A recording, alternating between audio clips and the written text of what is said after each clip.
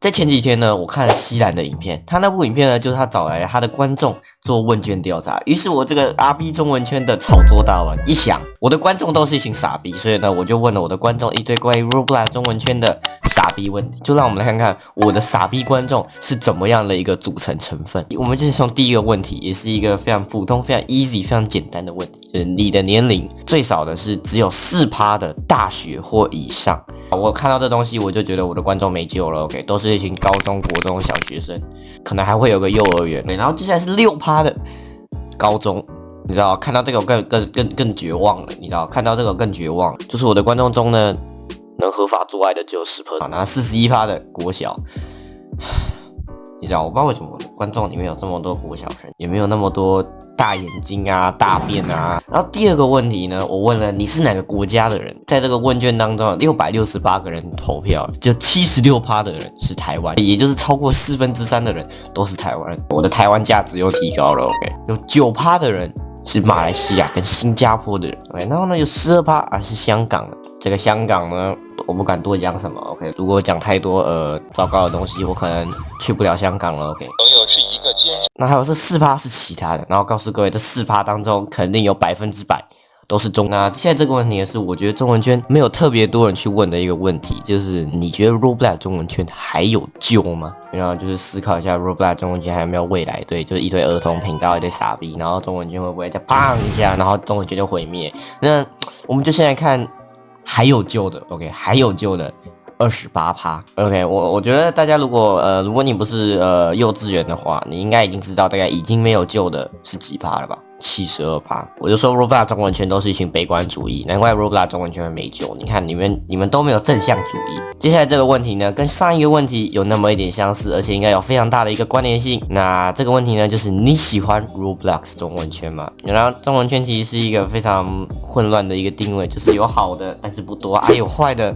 倒是挺多的啊，我们就先来看一下超级喜欢的人占了22%，喜欢的有10%，比较让我出乎意料的是一般的居然有57%，不喜欢的只有11%，这个真的是让我大跌眼镜，因为我一直以为 Roblox 中文圈是非常两极化，不喜欢的一堆，然后喜欢的一堆，然后就两个那边打架，结果一般的57%，你最喜欢哪一种类型的 Roblox 中文圈主播？我们就先从最多的技能技术型，那这个就是包括动画啊、美术啊、枪战啊，你很厉害啊，你有专项的技能啊，那个都是这一类型。我以为这种类型不会有很多人看，就是它可能就是娱乐一下，或者是一个中文圈还蛮小类型的，结果有49%，这完全出乎我的意料啊！反而呢，游玩游戏类型，就是自尊心啊、老头啊等等等。还或者是有感笔电啊，他们居然只有33%，因为我一直以为这个游玩游戏类型是 Roblox 中文圈最大的群体，你就看看坦克电视嘛，然后正能量主播嘛，还有这个老到已经不能再老的头了你就看这些人。他们有这么高的流量但是呢，他们还是抵不过这个技能技术型。接下来这个呢是14%的新闻类型，什么梦梦教父啊、碧亚柏林啊、马芬大王啊，虽然还有更久的就是勇敢士兵啊，但勇敢士兵整天在那边说订阅勇敢士兵，这个是有够烦的 ，OK， 你们应该订阅尼罗。接下来这个呢是在预期之内的，就是这个儿童频道类型，那就是类似 Young 2020啊、黑的，然后它只有4%。由此证明，我的观众虽然都是一群傻逼，但他们还是有一些理智的 ，OK， 不会去看那种儿童频道，在那边，哇，这个是什么啊？哇 ，Oh my God，It's impossible，Oh my God， 然后这个我真的没有看过，你知道，它真的是一个坦克车，你知道，还可以飞，坦克车可以飞。你最喜欢哪个 Roblox 中文圈4巨头？那所谓的4巨头呢，就是 Roblox 中文圈的自尊心、有感笔电、黑乐、Young 2020。那他们之所以叫4巨头，是因为他们呢算是一个蛮早期的人物，然后也挺有流量了，应该啦，毕竟我不知道自尊心可能已经被那个老头打掉了 ，OK， 我不知道。我们现在看一下这个Young 2020跟黑人，那他们的 percent 呢，十分的可怜只有4%跟3%。然后呢，我们的正能量只有19%。最后一个呢，也是完全符合我的意料之中，就是有感笔电74%。当然，如果你问我觉得他做的怎么样他可以做得更好，但是他没有选择往这条方向走，反而是往偏儿童频道的方向，有点可惜。OK， 有点可惜。如果说他愿意为了中文圈做一些奉献的话，或许中文圈就不会像这样一个狗屎样。OK， 如果中文圈有它的改善，那现在的中文圈大概是一个文艺复兴的阶段。你什么时候加入 Roblox 这款游戏，也就是你什么时候开始玩 Roblox 这款游戏，我们就先从最少的开始看，分别是2024年至2025年，以及2017年以前的，他们两个分别都是7%，反而呢是2020年至2023年有69%，2020年到2023年的应该都是 gay， 然后2017年到2019只有17%，这也是挺令人震撼的。毕竟我本人是2019年开始玩 Roblox 的，然后那时候算是一个还蛮不错的一个时期，整个 Roblox 中文圈就是正准备一个起飞，准备要高涨啊，结果呢2020年到2023年突然进来一堆傻逼，他妈中文圈就直接指数往下。OK， 然后接下来这个问题呢，是我随便乱问的。OK， 你上完厕所会洗手吗？对，我想知道我的观众是不是一个卫生的人，有13%的人选择不会，有87%的人选择会。看到的观众呢，这都是十分卫生的啊。至于那13%的，你们这辈子最好都不要碰到。你喜欢有感笔电吗？这个问题呢是一个非常有争议的问题，究竟是廉价的不喜欢有感笔电，还是奢华的喜欢有感笔电？我忘记那个九妹那个怎么念的，没关系，反正就大对决。OK， 大马大对决。结果呢？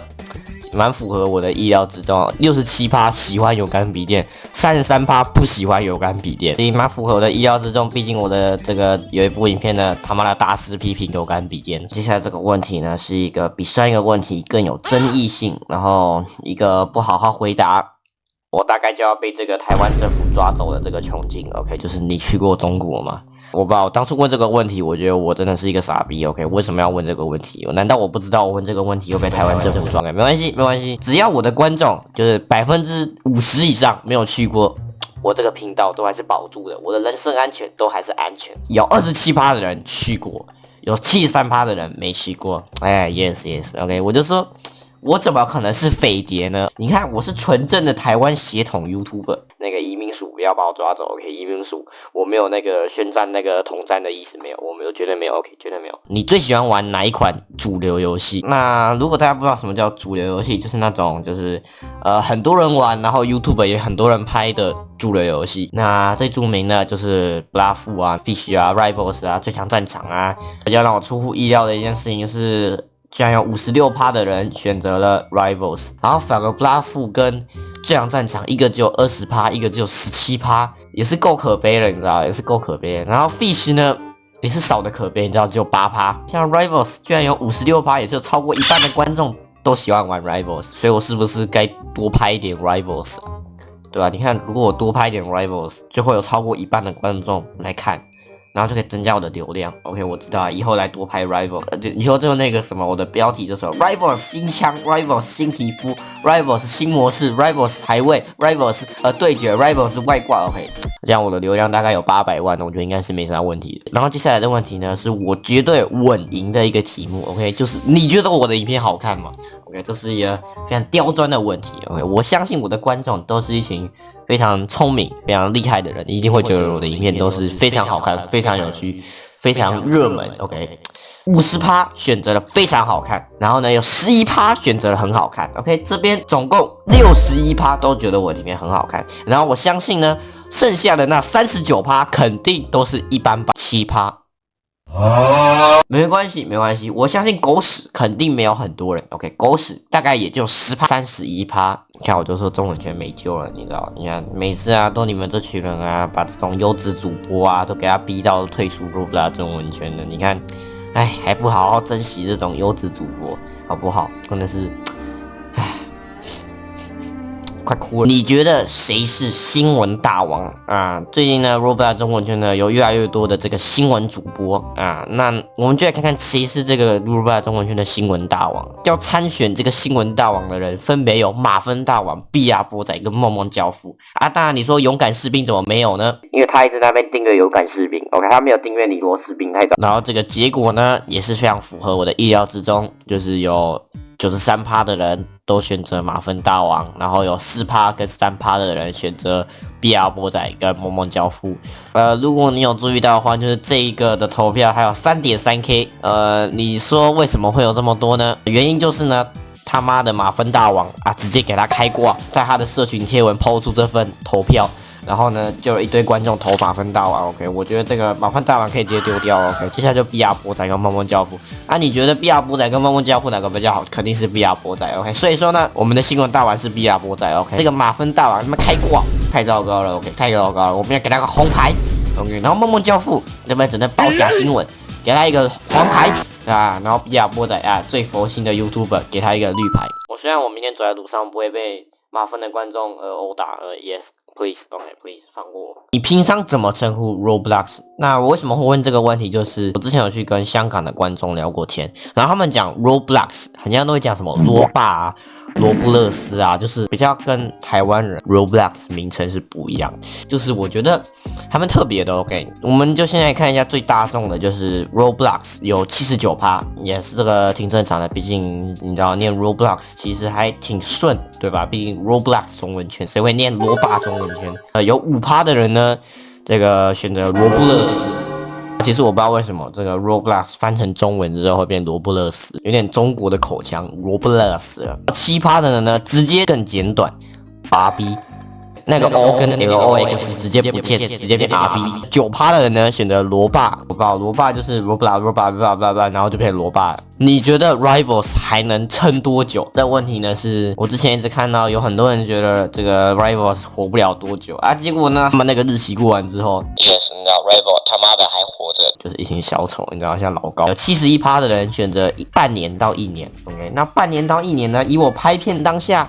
也就是大概2026年的3月29号，他要倒掉。OK， 如果他没有倒掉，你们这一群观众都是小丑。OK， 1到2个月啊，这更不用说。你知道1到2个月的话呢，也就是大概呢5月29号，他至少要倒掉啊。如果没有倒掉，你们也是小丑。你觉得 Roblox 的 CEO 是不是越来越像 MrBeast？ 那为什么会问这个问题呢？就是 Roblox 呢，他最近不是发了一个活动，就是这个 The Hunt 的新版，然后呢。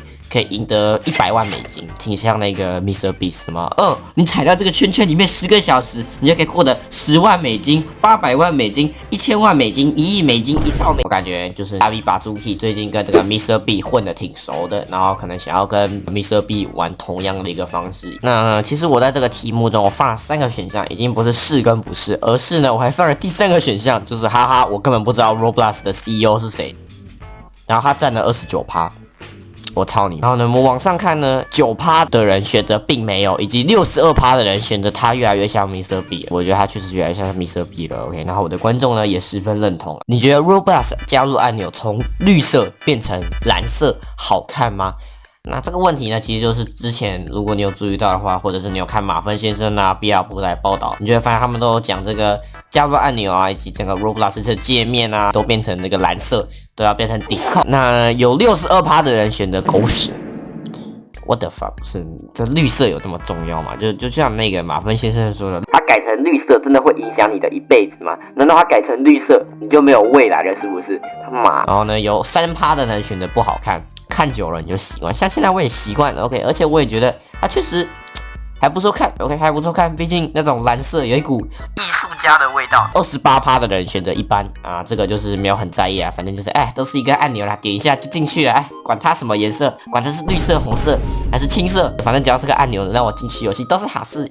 然后呢，有7%的人呢选择很好看 ，yes， 然后就看久了你就习惯了。你觉得哪个时期的 Roblox 比较好？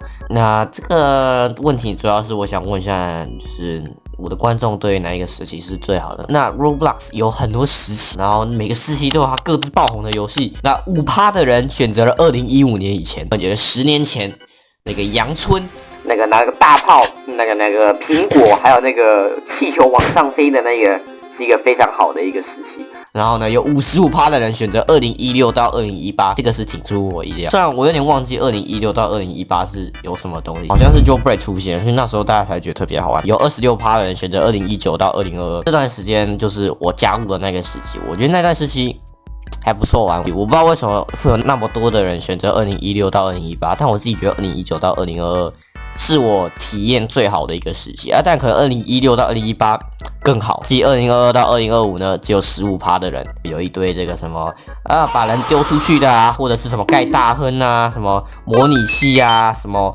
什么跑酷啊，就各种分 game 在里面。OK， 你觉得新版 Roblox 的 Hunt 怎么样？众所周知呢，这个旧版的 The Hunt 呢是遭受各个玩家在那批评什么坑钱还是怎样怎样的，反正就一堆批评。但我们就要看新版的 The Hunt 有没有改善一点啊。其实我这个问题里面有4个选项，就是很好、一般、糟糕，还有还没有去玩 The Hunt。然后呢，它占了53%，也就超过一半的人根本还没有去玩新版的 The Hunt。15%的人选择糟糕，24%的人选择一般，还有8%的人选择很好。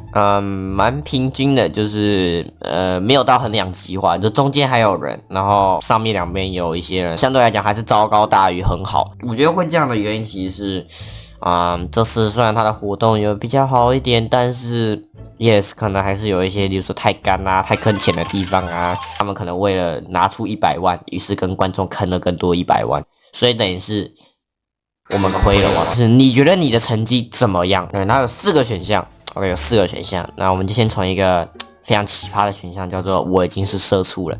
Yes， 那有7%的人选择这一个。我觉得这群社畜人呢，他妈的都是一群可悲仔，大学啊、高中毕业啊，就是在那边搬砖啊，又或者在那边打那个文件啊，就是一群可悲仔啊。你看，我们有17%的人都是高知识分子啊，他们一定都是爱因斯坦。OK， 他们已经研究出了爱因斯坦的相对论，还有2相对论，还有3相对。你们这群社畜呢，太可悲了。OK， 年纪轻轻就出去打工赚钱啊，可悲。